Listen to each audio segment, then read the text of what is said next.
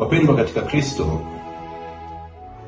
kuna jambo moja ambalo watu wengi tunashindwa kulitilia maanani, lenye faida kubwa kwenye maisha yetu: kutofautisha kati ya rafiki mzuri na rafiki mwaminifu. Katika maisha haya unahitaji rafiki mwaminifu sana kuliko rafiki mzuri. Marafiki wazuri ni wengi, kwa sababu uzuri ni jambo la nje ama jambo la mwilini, lakini uaminifu ni jambo la moyoni ama jambo la rohoni. Ukisoma kitabu cha Nehemia katika ile sura ya 9 na mstari wake wa 8, maandiko yanasema ukauona moyo wake kuwa mwaminifu, ukafanya agano naye.